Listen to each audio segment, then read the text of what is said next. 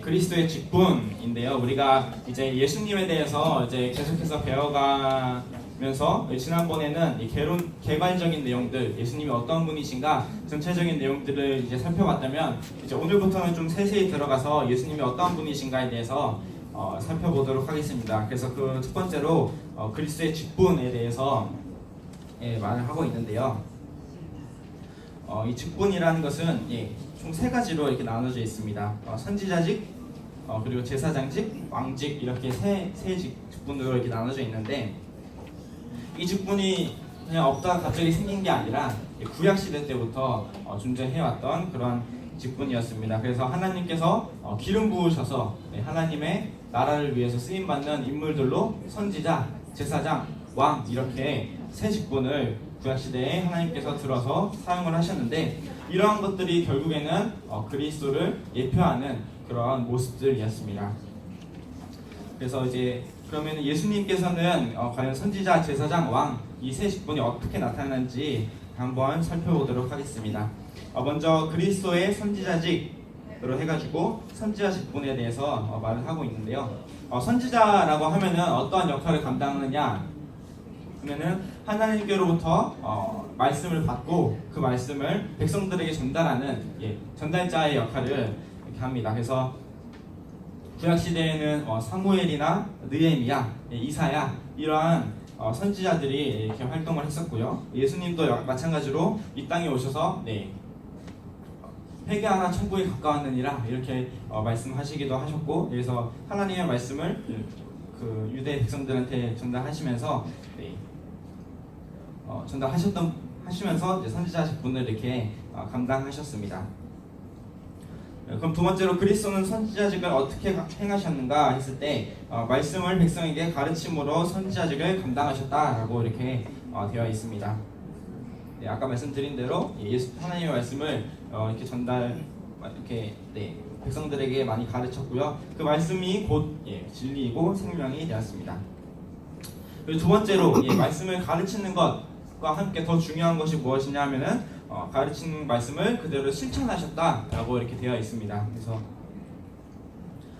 당시에 그 종교 지도자들, 유대 종교 지도자들인 바리새인과 서기관들, 이러한 사람들이 있었는데요. 근데 이 사람들도 마찬가지로 말씀을 가르치긴 했어요. 하지만 그 말씀을 자신들은 지키지 않았던 거죠.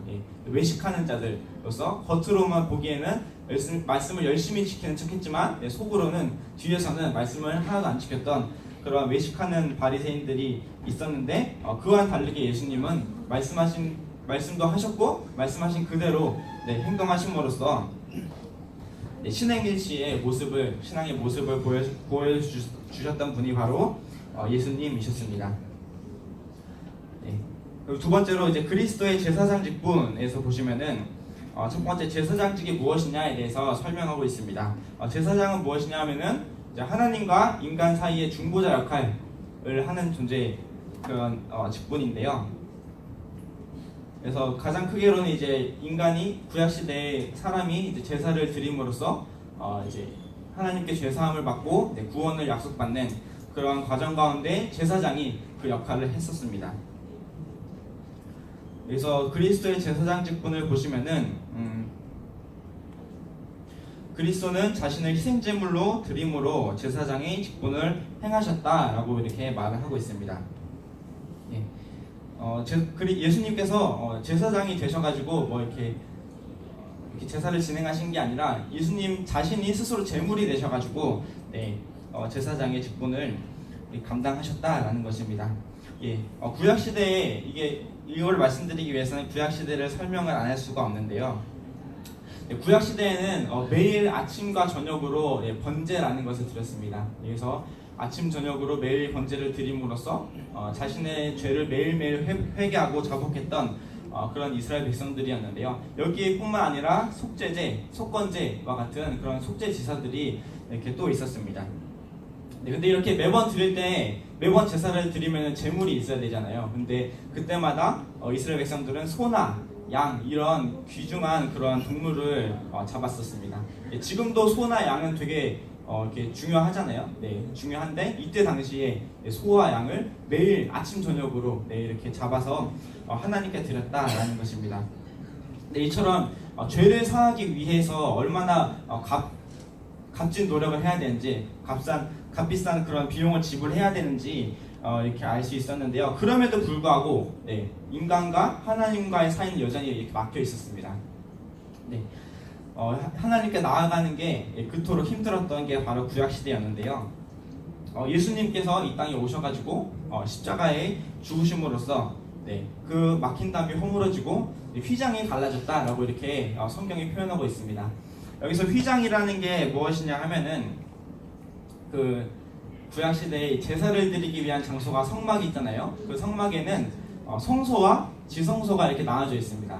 근데 이 지성소가 무엇이냐 하면은 지성소는 하나님이 임재하시는 곳이라고 해가지고 굉장히 거룩하고 그렇기 때문에 함부로 아무나 들어갈 수 없었습니다. 대제사장이 1년에 한 번 들어가는 곳이 바로 지성소였는데 그 지성소와 성소를 구분하는 게 바로 휘장이었습니다. 근데 이 휘장이 예수님께서 십자가에 달려 죽으실 때에 찢어졌다라는 것입니다.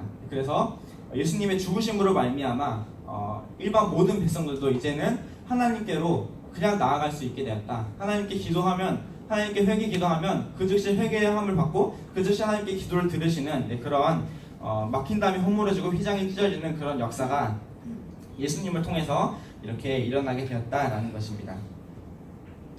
그러면은 세 번째로 그리스도의 제사장직 직분 행사의 결과, 예수님께서 제사장직을 감당하심으로써 어떤 결과를 보이셨는가 하면은 첫 번째, 우리에게 칭의가 주어졌다라고 이렇게 말합니다.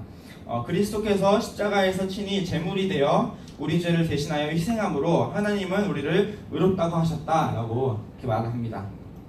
그래서 예수님이 우리의 죄를 위해서 친히 모든 심판과 모든 십자가 형벌을 다 겪으시고 우리에게는 그러한 심판과 형벌이 아닌 칭의, 이제 너는 의로운 사람이야 라고 이렇게 칭함을 받게 되었다라고 이렇게 말을 하는 것입니다.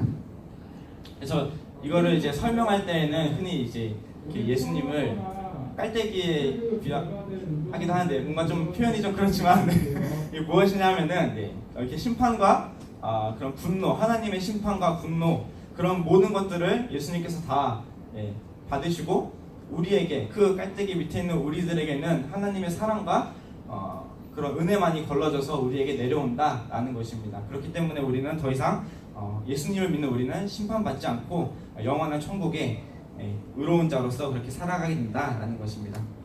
그리고 두 번째로 하나님의 은혜의 보좌 앞으로 담대히 나아가게 되었다라고 말을 하고 있는데요. 이건 제가 앞서 설명드렸듯이 예수 그리스도의 죽음으로써 이제 더 이상 제사나 제사장을 통해서 이렇게 하는 것이 아니라 바로 하나님께 나아가서 기도하면은 그 기도를 들으시고 응답하신다라는 것이 바로 오늘날 우리가 은혜의 시대를 살아가고 있는 그러한 은혜의 모습이라고 할 수 있습니다. 그리고 세 번째, 그리스도의 왕직에 대해서 말을 하는데요. 왕이라고 하면은 왕은 자기에게 맡겨진 이러한 백성들을 보호하고 통치하고 다스리는 그러한 역할을 하고 있습니다. 그래서 이제 왕이신 예수님도 역시 그 하나님의 백성된 우리들을 지키시고 보호하신다라는 것인데요. 이 당시 예수님이 오셨을 이 당시에 많은 그 예수님을 따르는 무리들은 예수님을 왕이라고 했습니다.